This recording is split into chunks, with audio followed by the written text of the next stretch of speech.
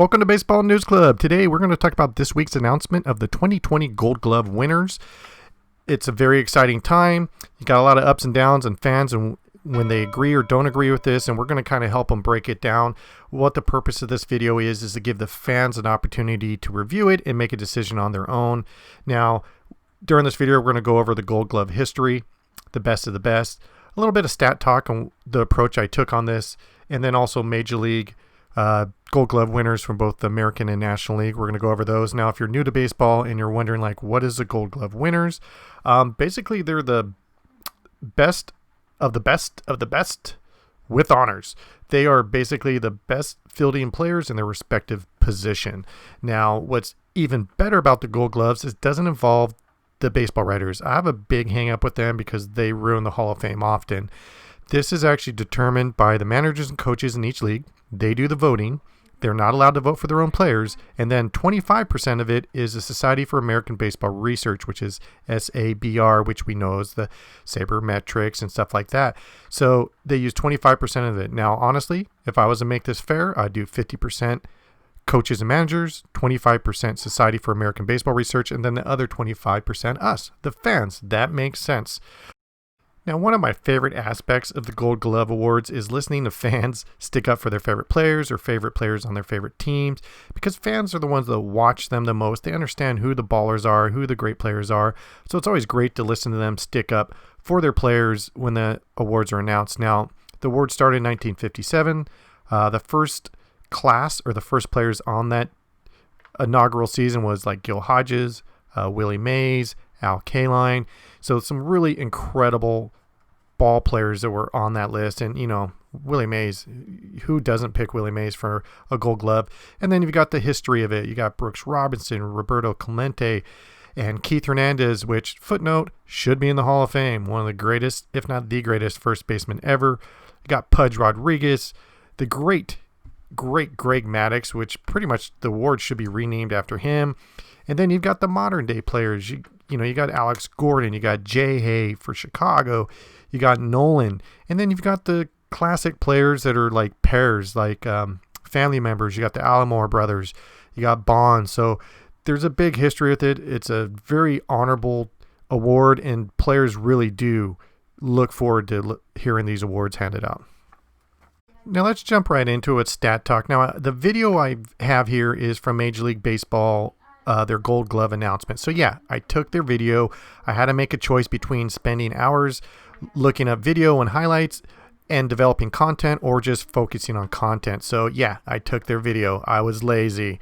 So, you know, when it comes to stats, we talk a lot about outs above average, you know, defensive runs saved, but I think you have to dig deeper. And one of the frustrating things, I think, is determining the Gold Glove for pitchers. There just is not enough stats, in my opinion, to determine a Gold Glove winner. Now, when you look at past winners, and we know who the ballers are, is like Zach Greinke. He's the man.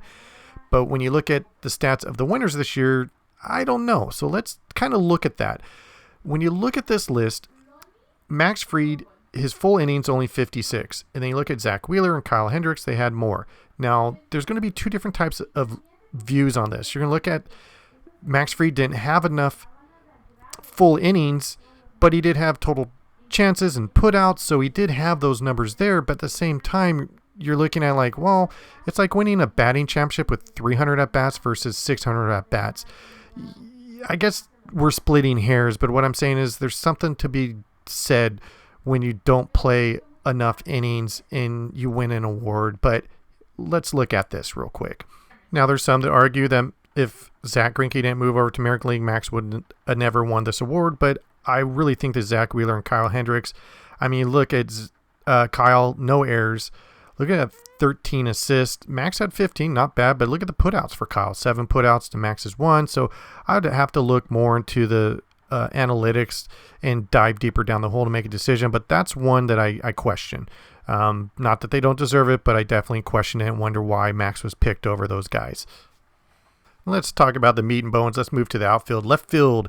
Of course, Alex Gordon. Ever since Torrey Hunter is retired from baseball, Alex has taken over as a predominant left fielder. He's won 8 Gold Gloves. He had 0 errors last year, 4 assists, which I love as an outfielder. Having assists means you're not just doing your plays in the outfield and catching balls. You're making plays and getting outs in the infield. He's always up there with his total chances and putouts. I think he's a pretty much no-brainer for this award. Okay, the next winner, the Gold Glove in left field for the National League, was Tyler O'Neill. Now, this one, he's going up against like Kyle Schwarber of the Cubs and David Peralta, who was a former winner.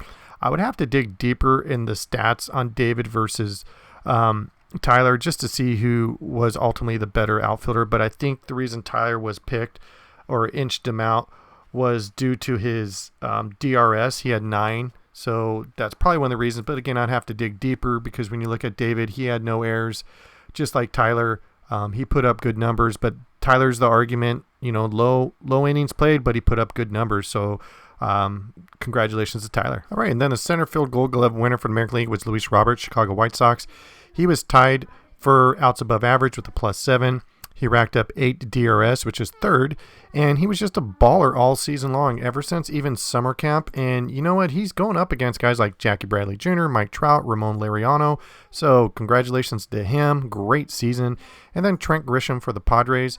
Again, this is another guy that just put up phenomenal numbers. His innings, his total chances, and putouts.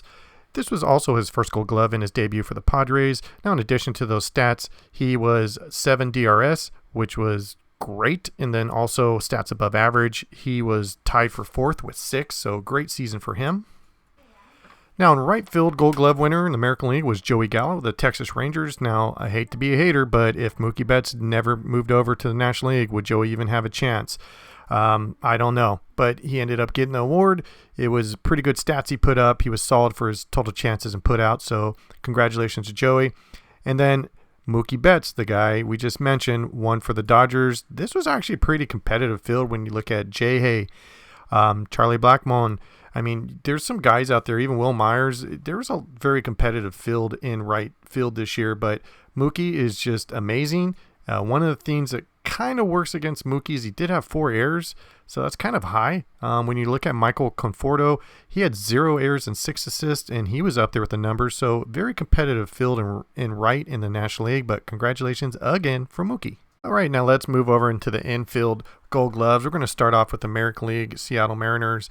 Evan White, he won a Gold Glove. Now, some of you are going to like, well, what about Jose Abreu and Carlos Santana? Well, Carlos had 4 errors. Jose had 5. Dude, you had the biggest glove in the entire field. You shouldn't be making errors. Evan only had 1. There are some other players out there that probably can compete with him, like Matt Olson and Yearly. But I think overall, Evan, I think he had 7 DRS, which led the American League. So he's got a lot of range. And when you look at StatCast, he was all over the infield. Now for the Gold Glove in the National League, of course, it goes to Anthony the Rizinator, the Rizzo. He's a vacuum. The dude is phenomenal. When you look at his numbers, his full innings, total chances, putouts, and assists, he's up there. He only made 1 error. Now he's trading this award back and forth for the last 8 or 9 years with Paul Goldschmidt. Anthony's phenomenal, and he's catching Baez, who sometimes throws some pretty crazy balls, so he scoops up a lot of stuff. So Anthony Rizzo, big guy, very athletic. And then moving on over to second base. Now for second base, the American League Gold Glove goes to Cesar Hernandez. This guy was a monster. His full innings, total chances, putouts, assists, just phenomenal. Only 4 errors on the season. That's pretty damn good for a second baseman. But you can argue like Nicky Lopez, Hansard Alberto, they had solid seasons too. But I think for him, you got to question if Francisco Lindor leaves, is he going to win another Gold Glove? Not hating, just saying. And then Colton Wong. Now, this one's very interesting too, and I need to break this down. Now, I haven't came to a conclusion on this one because Adam Frazier and Keitel Marte of Arizona, they're solid players. And Adam Frazier had a 99% success rate. Colton Wong had 93. Adam had OAA, outs above average, 6. Colton only had 2.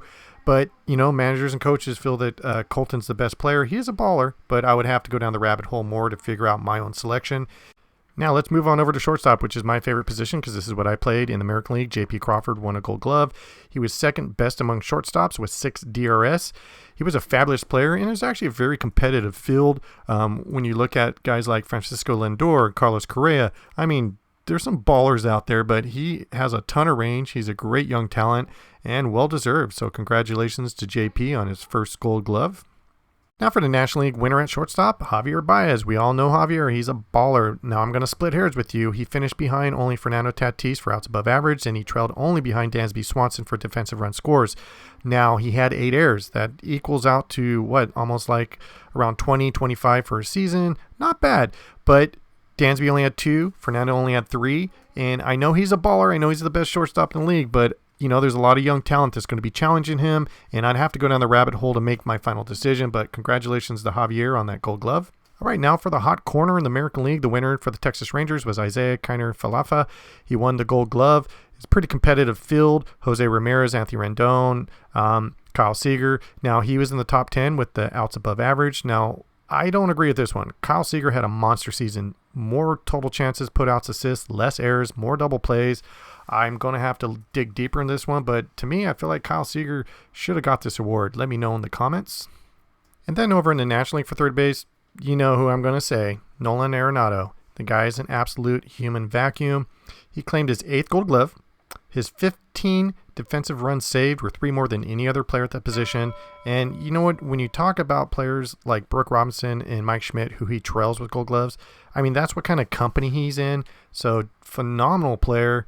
Really lucky to see this guy play. Congratulations again to Nolan. Now for the hardest position on the field, the American League, Cleveland Indians, Roberto Perez won the catcher's Gold Glove. Now granted, his full innings were low, but his total chances, putouts, and assists were remarkable.